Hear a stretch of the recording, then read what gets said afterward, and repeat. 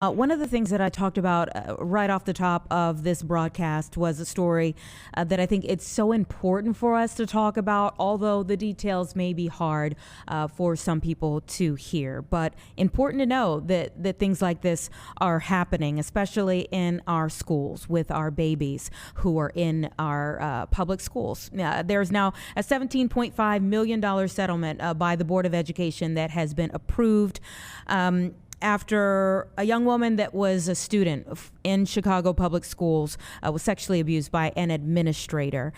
Let's go ahead and bring in Bryce Hensley. He is a founding partner of Gould, Greco, and Hensley to talk a little bit more about this case and especially the settlement that was just approved. Thank you so much for your time and your dedication to this case. Well, thanks for having me on. So I want to first just ask you when you all got wind of this case. Well, we were contacted by our client and back in about 2021, right around the time that she made the report to the Chicago police. Mm-hmm. So it's been about 4 years that you all have been working on this case. Could you even believe, quite honestly, the details that you were hearing at first? Well, I think what happened over time as we dug deeper and deeper into this case is that we continued to discover information that shocked us as lawyers. We handled sexual abuse cases at our firm. It's the primary focus of what we do, representing victims and survivors of sexual abuse. And the details of this case in particular were shocking on their face. And then as we proceeded through the actual litigation, as we learned more about this school and the broader context of the Chicago public schools, the history that they've had with situations like this, it was shocking. Yeah, that is troubling for sure. Even in my time being here covering CPS, whenever we have a case of sexual abuse that comes up, they're always horrible to hear about. But this one really stuck out to me. Can you take us through some of the journey, some of the story that was given to you all?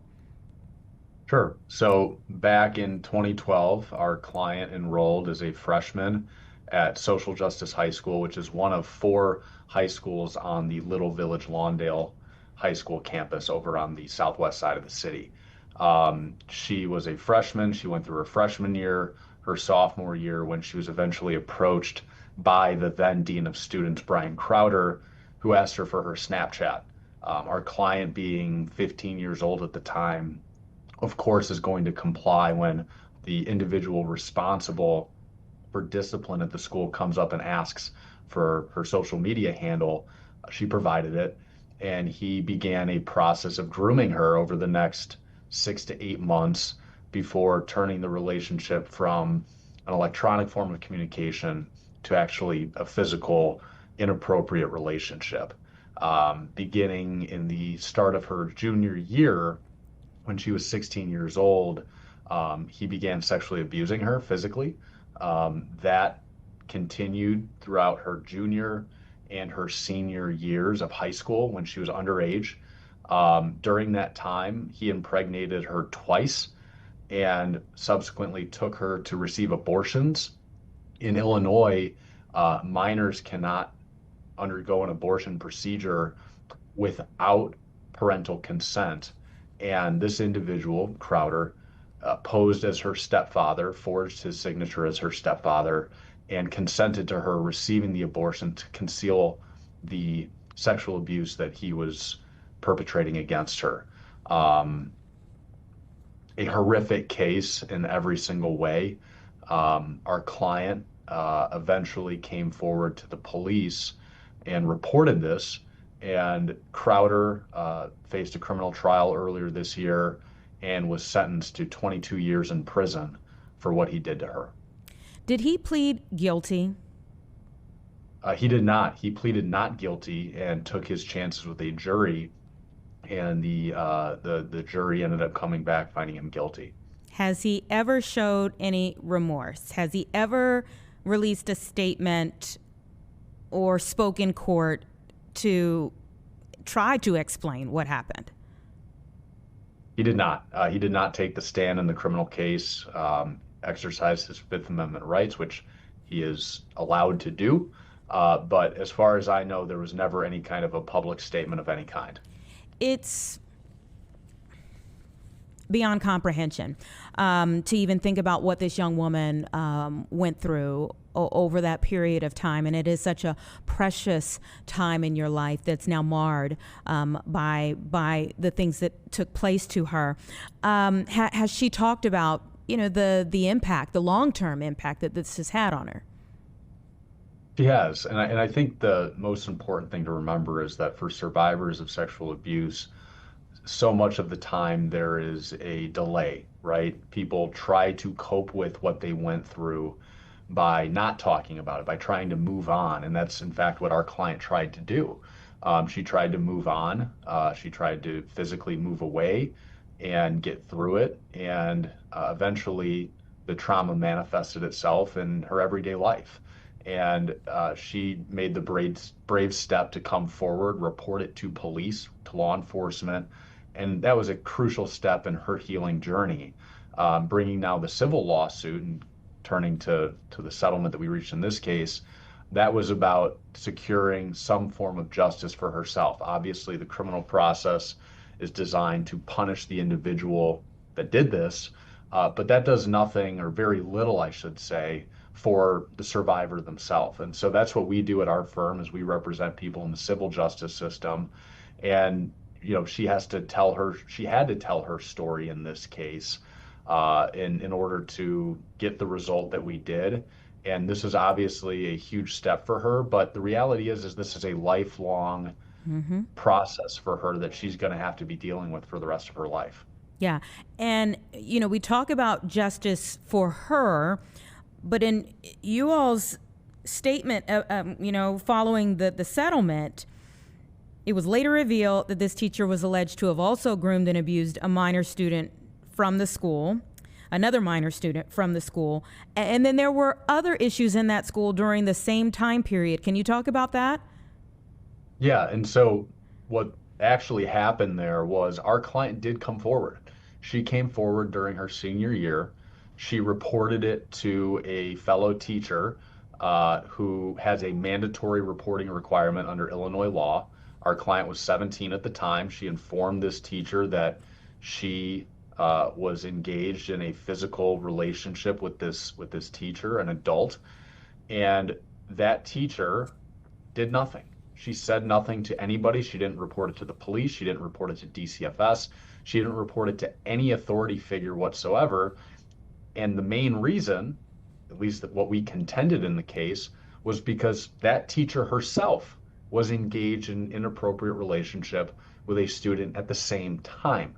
And what we learned throughout this case was that there were at least, and I say at least because we don't know for sure, but there were at least 7 other teachers, administrators at this high school engaged in relationships with students or with former students who they began the grooming process with when they were students. And this was the broader context of this case that we were really focused on, which is the problems, the longstanding problems within the Chicago public schools of this exact type of behavior from their administrators. It is unfathomable. And that's why I say, for as many cases as we have heard, and they are all disgusting, they are all very hard on the heart to hear.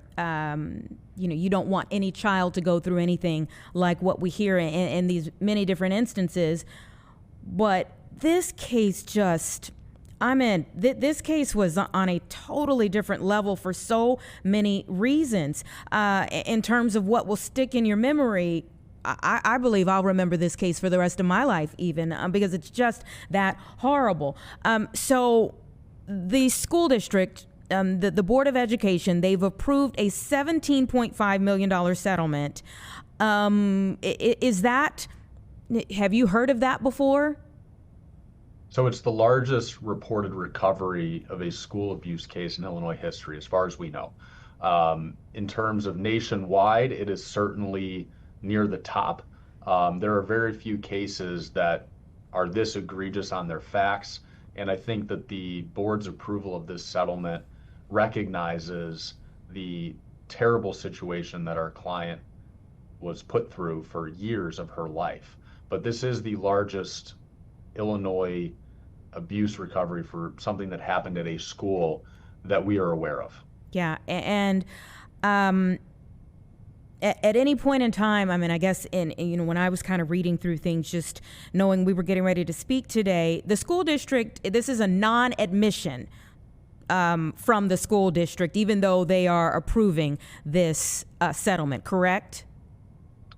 Correct. They denied liability and wrongdoing. I mean, I think what one can look at, though, is that the criminal process that was carried out found Crowder guilty. And the settlement itself is a recognition that our client's story and her version of what happened was something that was, in our minds, it is what happened, and certainly was credible enough for the board to come forward with this. But I will point out, and I'm happy to talk more about this, that I think there is still work to be done, and we're encouraging the board to continue that work to make sure that something like this never happens again. Absolutely. What were some of the, I mean, other than the non-reporting, when a student actually tells you what is happening to them, the non-reporting in and of itself is just a lot. But aside from that, what were some of the systemic failures that you all cite? Well, I think it starts from the very beginning. There were issues with the hiring of this individual in the first place and whether or not he was qualified to be in the position that he was in within the school, which was a dean of students. It's basically a step below the principal and vice principal. So it started from the very beginning. It comes back to training, like you mentioned, with respect to mandatory reporting requirements. It comes back to monitoring. What are the signs and what are the things that teachers and other individuals at the school that have these reporting requirements should be noticing? And what is the school doing to make sure that teachers are fully informed on what that might look like? This happened back in 2016, and the literature, the studies, the research that's been done into this area, because it's so pervasive nationwide, especially in Chicago, but there's so much that's developed over the past 10 years since this all transpired at the high school that we are encouraging the board to reevaluate all of their policies and procedures as it relates to protecting children. There are methods out there, there are groups out there that specialize in this very area, and we are encouraging the board to explore those to make sure that the students at Chicago Public Schools remain safe and protected from situations like this. Yeah, I mean, the best thing that can ever come from horrible situations is that there's at least some remedy to make sure that other people don't experience it in the future. Are there any other lawsuits? I mean, how did we find out about these 7 other educators there at the same time who had inappropriate relationships? And then are there any other lawsuits tied to them? Well, there are certainly ways that the public can go out and look for this information. The Chicago Tribune and other reporting agencies have published what's called the Betrayed series. That shined a very bright light into this very problem at the Chicago Public Schools. And it was thanks to reporting and news channels like yours and others that were able to help uncover a lot of this. And then using tools like what's called FOIA, the Freedom of Information Act, where people can go and actually request information. We made use of every single tool that we could to uncover as much as we could. And as far as we know about this specific high school, I don't know if there are other lawsuits out there, but I do know that there have been a number of lawsuits and settlements over the years involving the Chicago Public Schools for this very problem. Yeah, and of course, every year the budget comes up, there are issues connected to it. Having to pay $17.5 million for something that never should have happened, you have to wonder, I mean, if you didn't have to use that money where the great things that it could have been used for, instead of having to pay for something like this. Thank you so much. Is there anything else that that happens now? Is there a timeline for when that money is actually turned over? Or what happens now that it's been approved? Yeah, I mean, that's all subject to things with the Board of Education. But I think the looking forward, what is going to happen, or what I really hope happens, is that the board takes a long, hard look at this specific case, what our client went through, and really digs down deep into their system, into their policies, into their procedures, and figures out how can we prevent this from happening and how can we make sure that our students' safety and innocence is preserved from the time they walk through the doors till the time they graduate and move on with their lives as adults. Yeah, it would be a good thing if we never had to report on anything like this again. Attorney Hensley, thank you so much for your time. I appreciate it.